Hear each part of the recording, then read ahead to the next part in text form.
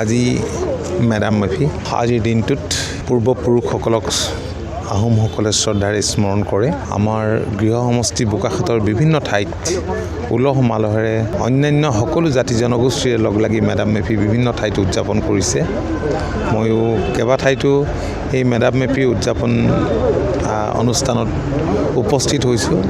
পূৰ্বপুৰুষসকললৈ মই গভীৰ শ্ৰদ্ধাঞ্জলি জ্ঞাপন কৰিছোঁ আৰু তেখেতসকলৰ আশীৰ্বাদ বিচাৰিছোঁ যাতে ৰাইজৰ মংগল কামনা, ৰাইজৰ যাতে মংগল হয়।